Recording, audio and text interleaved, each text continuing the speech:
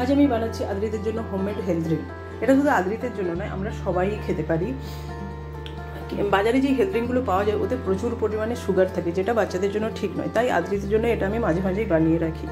এটা বানানোর জন্য একটা কড়াইতে কিছুটা পরিমাণ জল নিতে হবে।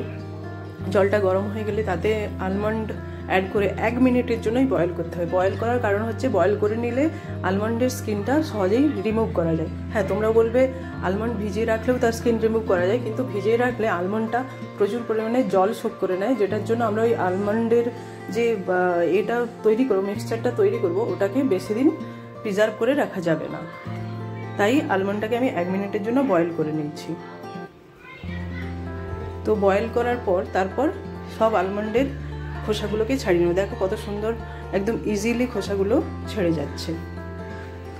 খোসাগুলো রিমুভ করার পর আলমন্ডটাকে 3-4 মিনিটের জন্য রোস্ট করে নেব। ভালো করে একটু রোস্ট করে নেব যাতে জলটাও শুকিয়ে যায় আর আলমন্ডের একটা ভালো টেস্ট আসে। রোস্টেড আলমন্ডের টেস্ট কিন্তু আরও বেশি হয়। আলমন্ড রোস্ট হয়ে গেছে। এবার এরপরে এই কড়াইতেই কিছুটা আবার কাজু দিয়ে দেবো, আর এর সাথে পেস্তাও অ্যাড করতে পারো।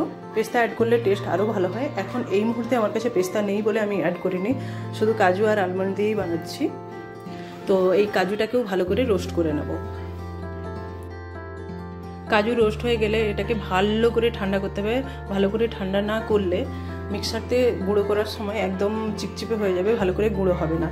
তারপর এটাকে ঠান্ডা করে একটা মিক্সার জারে দিয়ে এর সাথে 4টে এলাইচির দানা, কেশর একটু বেশি পরিমাণ দিতে হবে। এখানে যতটা দেখাচ্ছি আমি এর থেকেও ডবল দিয়েছি, নাহলে সেই সুন্দর গন্ধটা আসছিল না।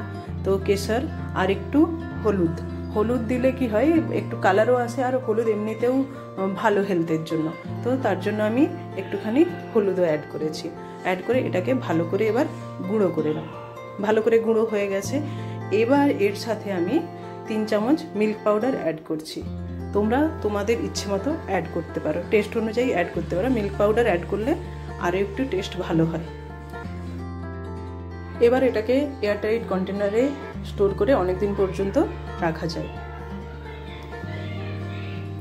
এবার দুধ গরম করা থাকলেও ভালো, আর যখন তখন দুধ গরম করে, বা যেই বাচ্চা দুধ খেতে পছন্দ করে না বা দুধ খায় না, অনেক বাচ্চার কিছু প্রবলেম থাকে বলে দুধ খায় না, তারা যেহেতু ওটাতে মিল্ক পাউডার অ্যাড আছে, ওটাকে এমনি গরম জলে গুলে খেতে পারে।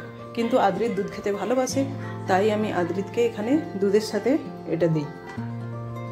তো দুধ গরম হয়ে গেছে, একদম গরম গরম দুধে এটা মিক্স করতে হবে।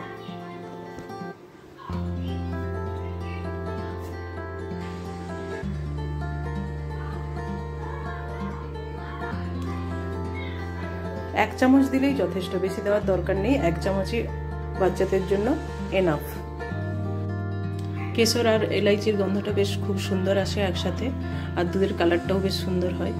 এখনও কেশরটা ভালো করে গুলে নিই, তাই দুধটা সাদা সাদা দেখাচ্ছে, কিন্তু কেশরটা যখন ভালো হয়ে গুলে যাবে তখন একটা ইয়েলো কালার আসবে, আর খেতেও কিন্তু এটা বেশ ভালো।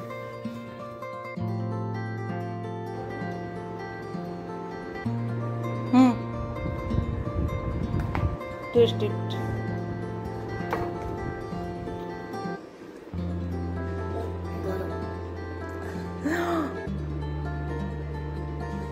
একটু হালকা করে টেস্ট করো।